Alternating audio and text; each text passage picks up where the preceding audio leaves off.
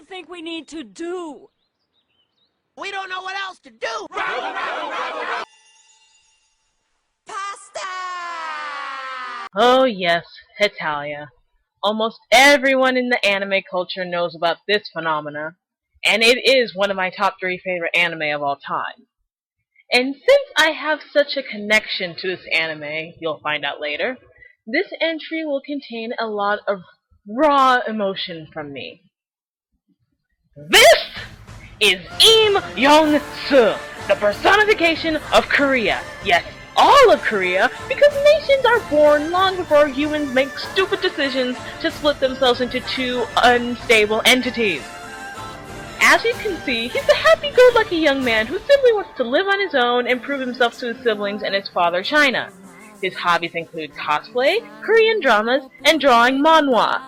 He doesn't seem to be doing any harm to anyone, right? In comes Korea, nation of butthurt and bitching incarnate! 2009, Hetalia was just about to make it to the global audience when, for some godforsaken reason, there was a political conference being taken place in South Korea.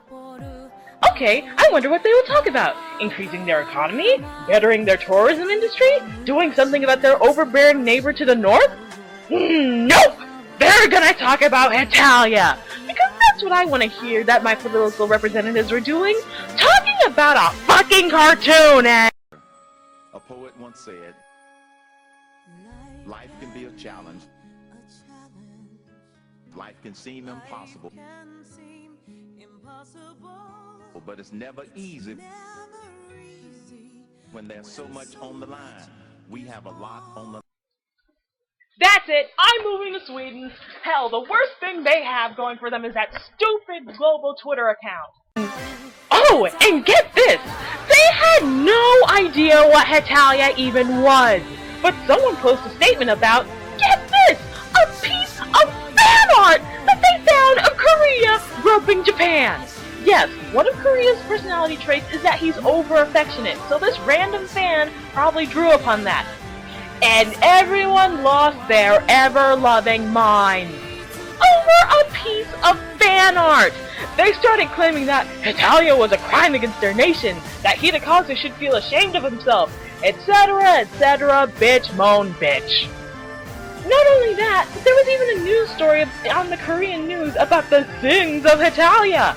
And I swear to God, if I ever see this pretentious bitch on the street, I will kick her ass. I will drag her into a dark alleyway, no one likes witnesses, and I will fucking end her! And here's the kicker. Anyone who has tried to truly get an answer as to what Koreans truly find so abysmal about this anime is subject to complete bullshit roundabout. Some officials say that Korea doesn't fit the personality of their nation. What, so you want a miserable bipolar mess who has identity issues representing your country instead? Some say that it's his outfit that's offensive. Okay.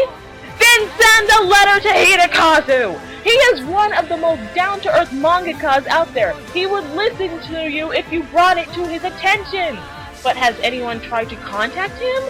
No! They would rather just bitch and moan and try to fuck everyone else because they're too busy acting like a bunch of little girls having their fucking Mittelschmerz rather than running their goddamn country. Oh, and thanks to this bullshit, Korea will never have an appearance in the anime. Yeah, thanks to this! This anime is one of the few things that keeps my misanthropy at bay, and people are trying to fuck with it! Last time I did a video concerning this controversy, I called the South Koreans who whined about this a bunch of pussies. Well, guess what? You are also a bunch of doomcoughs! People, what do you think we need to do? We don't know what else to do! Remember when I asked back in entry number 5, did Derpy's presence kill anyone? Well, let me introduce you to a controversy that actually arose because someone died. 2008, anime was beginning to be more accepted by the masses thanks to what I'd like to call commercialized animes, such as Bleach and Naruto. March 10th, 2008. 10-year-old Cody Porter gets the idea that, while playing with his friends in the family friend's sandbox that he wants to try something out. The group of kids were avid viewers of the anime Naruto, and Porter decides that he wants to be like the character Gaara and control sand. How did young Porter want to go about this? He told his friends to bury his head down to his shoulders in sand, and that they shouldn't dig him out until he can control the sand. March 11th, after his friend finally went to get help because Porter had stopped breathing, he was taken to a hospital where he unfortunately passed away. Now, at the end of all this, a child is dead because of this controversy, and it is not a matter to be made light of. What I can talk about, however, is that if this kid's parents had taught him the critical thinking skills he would have needed to differentiate fiction from real life, then he would have still been alive today. What were this kid's parents doing when raising him? Some argue that the parents should have been watching him and his friends, but as those of us who have ever worked with children know, it is practically impossible to watch a child 24/7. The hours that you do spend with a child are supposed to be composed of raising a child, so those few minutes that you aren't with them, they don't end up killing themselves. And what did this controversy cause? Well, anime being looked at in a negative light, again, and Naruto being taken down from Cartoon Network just so it could be put on Disney and edited up the wazoo for blood, but that's it. The thing that makes me angry when it comes to animated controversies such as this is that it got buried! I had to search 3 hours to find the video footage of this news story because it seems that, as long as it's Naruto, everyone pushes controversies out of sight and out of mind. Derby controversy? Still being talked about. Hitachi controversy? Oh hell yeah, the Koreans still won't shut up about it. And kids around the US still can't carry around Death Note memorabilia. Critical thinking! If more people had it, America wouldn't be in such a ruined state right now. With all of my rambling, I think we need a recap, don't you? Number 7, the Butter Battle book ban. Number 6, apparently being a tomboy equals being a lesbian, guys! Number 5, she's legally blind, not retarded! Number 4, the American Death Note controversy. Number 3, fucking Koreans. And number 2, the Naruto controversy. People, what do you think we need to do? We don't know what else to do.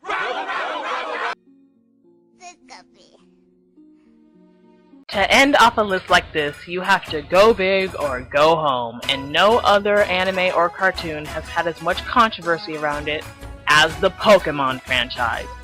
Because not only have there been 1, or 2, or 3 controversies around this show, to this date I can count 9. 9! Let's go in some sort of an order with these things. The episode Tentacruel was banned from US circulation after the events of 9/11 because somehow the image of a giant squid knocking over a random skyscraper is instantly a reminder of the tragedy of the World Trade Center. Next, the Tower of Terror episode was banned from circulation because of its title, nothing else. Its title is somehow reminiscent of 9/11. How? Then, The Legend of Dratini. More like the legend of incorrectly naming the episode because that is not a Dratini, it is a Dragonair. This episode never even made it to the States because it was too much of a shock to see guns in a show like Pokemon, and some people interpreted this depiction of Meowth as resembling Hitler. Where are your minds, people? Then, the Jinx controversy. Everyone who's grown up with Pokemon knows about the Jinx controversy. After 4Kids aired the episode Holiday Hijinks, children's author and African-American activist Carol Boston Weatherford wrote an article demanding that Nintendo take action on what she took as a racially insensitive character design depicting a black drag queen. This got so intense that further episodes containing Jinx were banned from circulation, and when Jinx finally made a return in the later seasons, they had changed its color from pitch black to purple. Oh, and everyone who follows DBZ and took a look at Dragon Ball Z Kai and saw the extreme makeover that Mr. Popo went under, she was behind that as well, but that's a whole other can of worms for another time. Then, in Yuderu Shima no Tezekai Dojo vs. Namazun, or Battle of the Quaking Island, Barboach vs. Wishcash, Ash Ketchum had just finished the Moss Deep City Gym. His next goal is the final gym at Sutapolis City. Ash and friends journey towards Jojo Island and on the way are caught in an earthquake caused by Wishcash. The episode was originally set to air in Japan on November 4th, 2004, but it was skipped due to the episode's similarities to the Chuetsu earthquake on October 23rd the same year. The episode was later postponed, but then was skipped in rotation order and eventually discontinued. Next, a very similar case, was the ban of the episode Team Rocket vs. Team Plasma from Black and White. Much like the Barboach vs. Wishcash affair, the Black and White episode Team Rocket vs. Team Plasma was taken down before it aired because the destruction of one of the cities in the show reflected the recent tsunami and earthquakes in Japan. Like, you know what other anime had a chapter and episode reflecting damages occurring in the March 2011 earthquakes and tsunamis? A certain anime about ninjas who shouldn't be ninjas! Beauty at the Beach. Girls in bikinis on a kids show, and James had inflatable tits. Moving on. Have you ever noticed that Houndour and its evolution Houndoom didn't really appear in any episodes, even in Johto? The reason for that very well may be that the Catholic Church, I shit you not, wanted these two banned. They already had a stance that Pokemon was demonic, but to them, these two Pokemon just took the demonic aspect way too far. Which is stupid, because Houndour and Houndoom weren't inspired by anything demonic. They were inspired by the novel The Hound of the Baskervilles of Sherlock Holmes fame. And finally, Electric Soldier Porygon.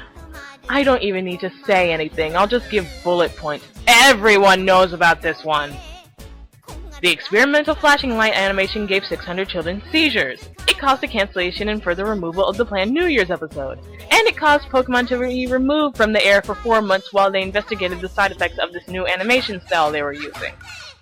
Oh, and also, from this, neither Porygon or any of its evolutions will ever be presented in the anime ever again. Which is kinda fucked up because Porygon didn't even cause the seizures, Pikachu did. The reason that these all make a compilation for number 1 is the fact that people have found so much to complain about with this franchise, the only acceptable complaint being Electric Soldier Porygon giving kids seizures.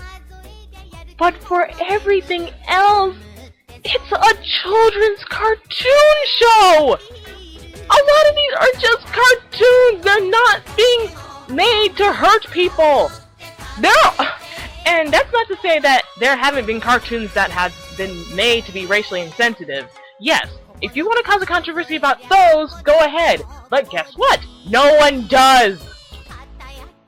And someone please explain to me why Naruto can get away with murder, city destruction, deliberately making fun of Koreans, and Killer fucking Bee without harm, but the second any other franchise does something the least bit risque, everyone cries, "Oh, the cartoons are ruining our young people! Ban the chocolates and the rocking and rolling!"